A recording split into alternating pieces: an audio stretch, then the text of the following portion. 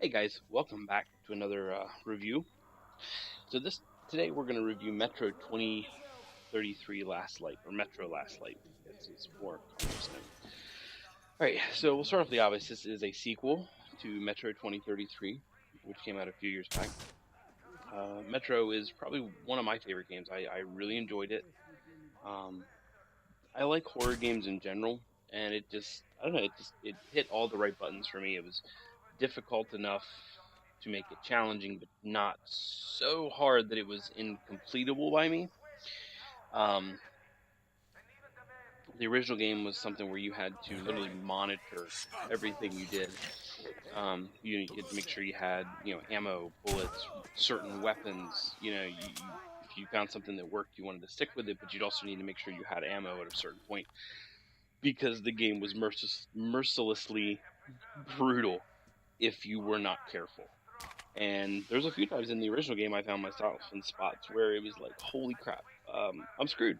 I got no weapons, no ammo, and I've got hordes of shit coming at me, and I'm dying. So I like that about that game.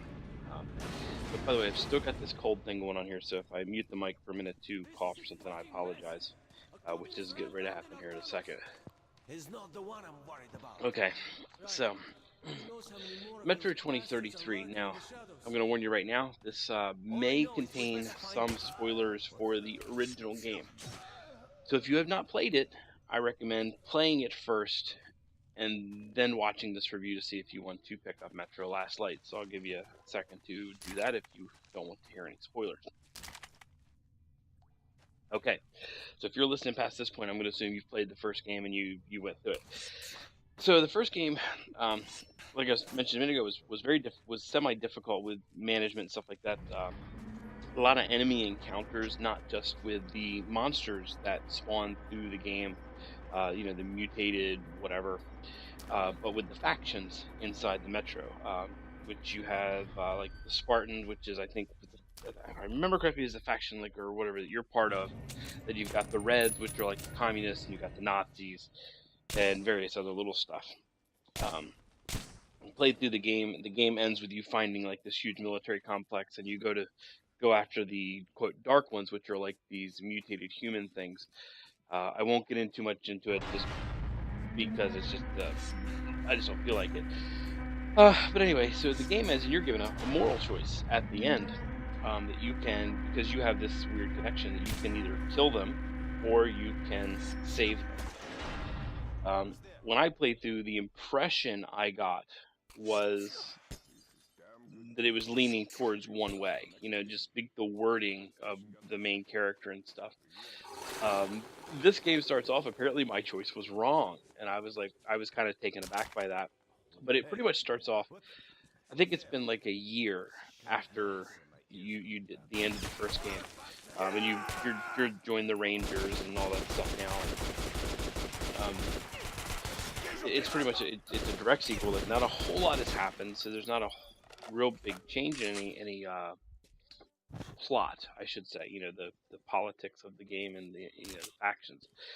So the game starts off, and we'll hit on the main things. One, graphics. The game looks nice. It looks like the first one. It's a nice looking game. It's not stunning because it's a very dark game. Not a lot of color palette used.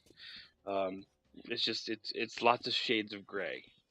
Um, you know, that's good in a way because like I said, it is a horror oriented game.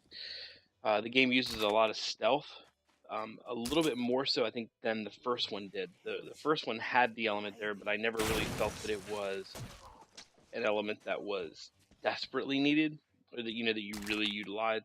Except for a few times. I find myself in this game using it a lot because it's a lot of fun. It's very challenging to get into areas and not alert the guards.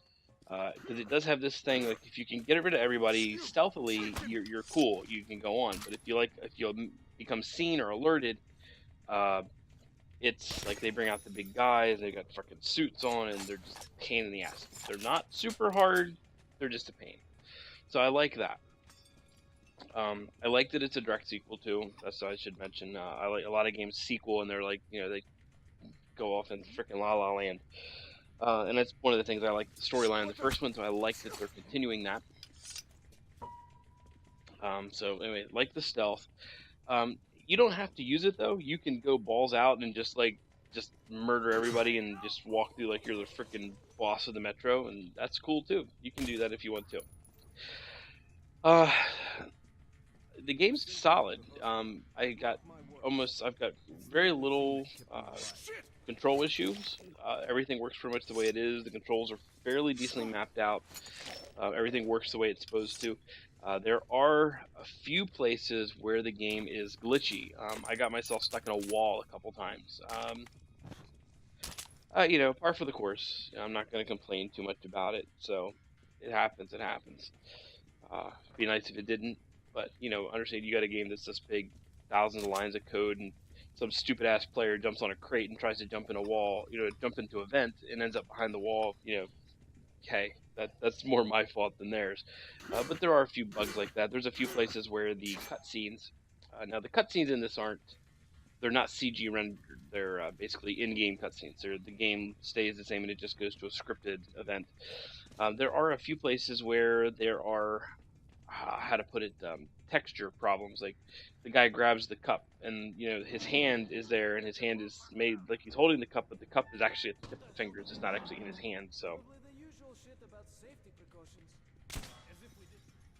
a couple of those. Sorry about that. I had to take a drink here. I cough again.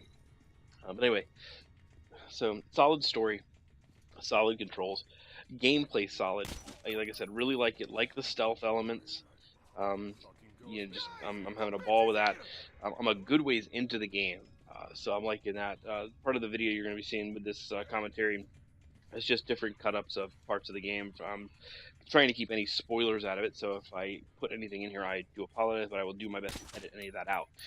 But yeah, it's a solid game. If you like the first Metro, you will like this one. Some people are giving it a bum rap, saying it doesn't do this, doesn't do that. The one critique I will give it, I'm finding it's not as hard. The first game, like I said, ammo management was huge. There was areas where there was just literally gobs of fucking enemies coming at me. I have yet to run anything like that in this game. There's been parts where I've been hit or I've been attacked, but I've not run into anything where I have been like, oh my god, I'm going to die, I can't beat this, I'm going to have to reload a previous save and rework something. Now that may be because I played the first one, maybe I'm being more cautious with my ammo, my shots, I don't know, that could be a chance, but I highly doubt it. I mean, there's one of the guns I've got like 400 bullets.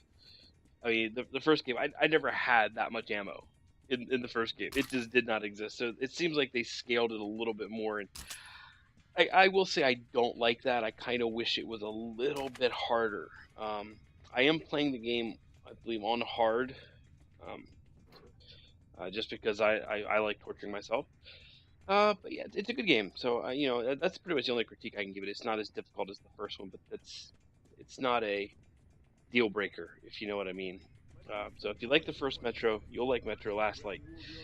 If you've not played Metro 2033 and you like the horror genre or even first-person shooter games or stealth games in general, you pick up Metro 2033. I don't think it's that high. I don't think it's that expensive of a game at this point because it's so old and because the new one's out.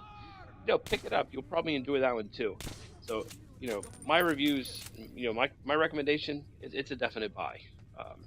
I think it's worth the money, and like I said, some critiques in it, but it's fairly well done.